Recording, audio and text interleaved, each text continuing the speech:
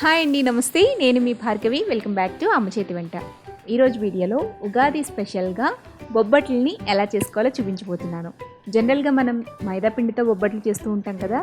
ఈరోజు వీడియోలో గోధుమ పిండితో ఎలా బొబ్బట్లు చేసుకోవాలో చూపిస్తున్నానండి. చాలా ఈజీ మెథడ్లో చూపిస్తున్నానండి. వంట రాని వాళ్ళు కూడా ఈ వీడియో చూసిన తర్వాత ఈజీగా బొబ్బట్లు చేసేస్తారు.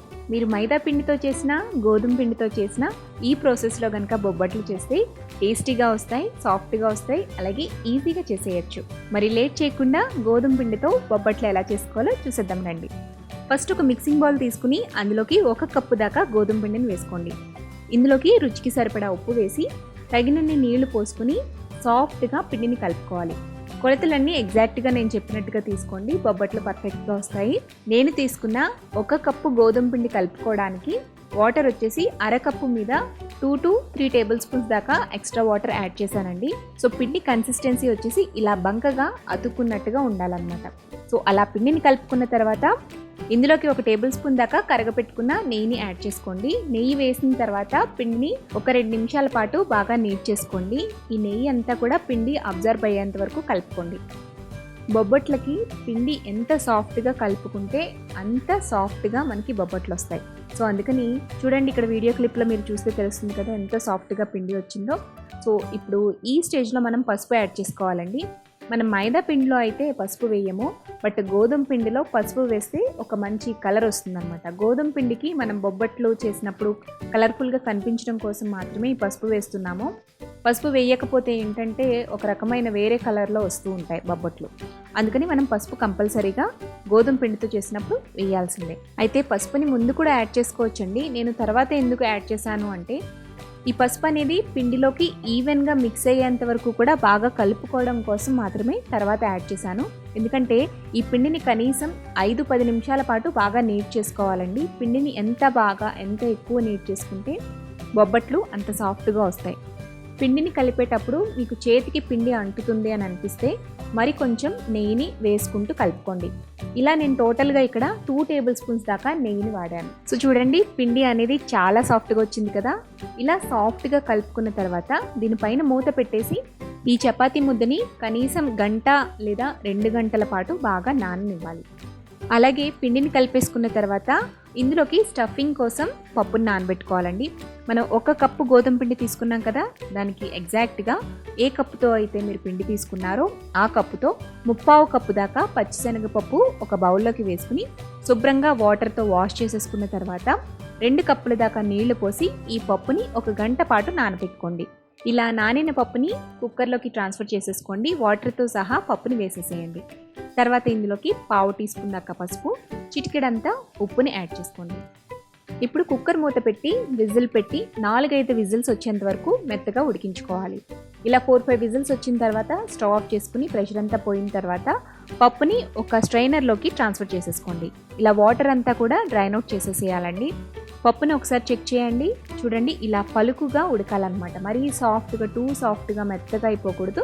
సో పలుకుగా ఉడికితే సరిపోతుంది. ఇలా పప్పుని ఉడకబెట్టేసుకున్న తర్వాత మిగిలిన డ్రైన్ అవుట్ చేసిన వాటర్ ఉంటాయి కదా, అవి వేస్ట్గా పడేయకుండా పప్పుచారులోకో, రసంలోకో, లేదంటే కర్రీస్లోకో ఎసరు కింద వేసేసుకోవచ్చు. ఇలా డ్రైన్ చేసుకున్న పప్పుని మిక్సీ జార్లోకి తీసుకుని మధ్యలో ఆపుకుంటూ వీలైనంత మెత్తగా గ్రైండ్ చేసుకోవాలండి. ఎక్కడా కూడా పలుకు ఉండకూడదు. అలాగే గ్రైండ్ చేసేటప్పుడు వాటర్ అనేది అస్సలు యూస్ చేయకూడదు. సో ఇలా సాఫ్ట్గా స్మూత్ పేస్ట్ లాగా బ్లెండ్ చేసుకుని పక్కన పెట్టుకోండి. ఇప్పుడు స్టవ్ మీద ఒక ప్యాన్ పెట్టుకుని అందులోకి మనం ఏ కప్పుతో అయితే శనగపప్పు తీసుకున్నామో అదే కప్పుతో 3/4 కప్పు కన్నా కూడా 2 లేదా 3 టేబుల్ స్పూన్స్ దాకా తురుముకున్న బెల్లం ఎక్స్ట్రా వేసుకుని యాడ్ చేసుకోండి. ఇవి నేతి బొబ్బట్లు కాబట్టి మనం ఎక్కువ నెయ్యిని వాడతామండి. సో ఎక్కువ నెయ్యి వాడేటప్పుడు బెల్లం అనేది కొద్దిగా ఎక్కువ ఉండేటట్టు చూసుకుంటే అప్పుడు స్వీట్ అనేది బ్యాలెన్స్ అవుతుంది. మీరు నెయ్యికి బదులుగా నూనె వాడుకునే పని అయితే 3/4 కప్పు దాకా బెల్లం తీసుకోండి, సరిపోతుంది. ఇందులోని మనం గ్రైండ్ చేసుకున్న పప్పుని కూడా వేసేసి మిక్స్ చేస్తూ ఉండండి. లో ఫ్లేమ్లో పెట్టుకుని మిక్స్ చేస్తూ ఉంటే అడుగున బెల్లం అంతా కూడా కరిగి పప్పులోకి మిక్స్ అవుతుంది అనమాట. వన్స్ ఇలా బెల్లం అంతా కూడా కరిగిపోయి అంతా కలిసిపోయిన తర్వాత ఇందులోకి హాఫ్ టీ స్పూన్ దాకా యాలకుల పొడి వేసుకోండి. యాలకుల పొడి వేసిన తర్వాత కూడా మంటని లో ఫ్లేమ్లోనే ఉంచి మీరు కంటిన్యూస్గా మిక్స్ చేస్తూ ఉండాలి. ఇలా కలుపుతూ ఉన్నప్పుడు కొంచెం ప్యాన్కి స్టిక్ అవుతున్నట్టు అనిపిస్తే మధ్య మధ్యలో ఒక్కొక్క టీ స్పూన్ దాకా నెయ్యిని వేసుకుంటూ కలుపుతూ ఉండండి. ఇలా ఒక 5-10 నిమిషాల పాటు కుక్ చేస్తూ ఉంటే కొద్దిసేపటికి ఇదంతా కూడా దగ్గరికి అయ్యి ఒక ముద్దలా ఫామ్ అవుతుందన్నమాట. అంతవరకు కుక్ చేసుకున్న తర్వాత స్టవ్ ఆఫ్ చేసేసుకుని దీన్ని పూర్తిగా చల్లారిపోనివ్వాలి. ఇలా కంప్లీట్గా చల్లారిన తర్వాత ఇందులోకి కొద్దిగా నెయ్యిని వేసుకోండి. అలాగే చేతికి నేతిని అప్లై చేసుకుంటూ మీకు నచ్చిన సైజులో పూర్ణ ముద్దలు చేసుకుని పెట్టుకోండి. ఇలా మీరు ఎన్ని కావాలంటే అన్ని బాల్స్ ప్రిపేర్ చేసుకుని పెట్టుకోండి. మీరు కావాలంటే ఈ పూర్ణాన్ని 8 బాక్స్లో స్టోర్ కూడా చేసుకోవచ్చండి. అలా స్టోర్ చేసుకుని కనీసం 15 డేస్ పాటు మీరు ఎప్పుడు కావాలంటే అప్పుడు మళ్ళీ తిరిగి వాడుకోవచ్చు. సో ఇలా పూర్ణ ముద్దల్ని తయారు చేసేసుకున్న తర్వాత మనం నానబెట్టుకున్న పిండిని తిరిగి ఒక 2 నిమిషాల పాటు బాగా నీట్ చేసుకోండి. ఇప్పుడు ఈ పిండిలోంచి కొద్దిగా పిండి తీసుకుని రౌండ్ బాల్లా చుట్టుకుని ఫ్లాట్గా చేసుకోండి. వీటి సైజ్ వచ్చేసి మనం పూర్ణ ముద్దలు చేసుకున్నాం కదండి, సో వాటికన్నా కూడా చిన్న సైజులో ఈ చపాతీ ముద్దల్ని తయారు చేసుకోవాలి. అప్పుడే బొబ్బట్లు టేస్టీగా వస్తాయి.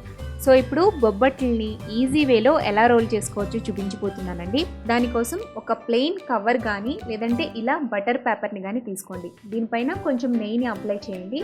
ఆ తర్వాత మనం తయారు చేసుకున్న చపాతీ ముద్దని ఫ్లాట్గా కొంచెం చేత్తో ఒత్తుకోండి.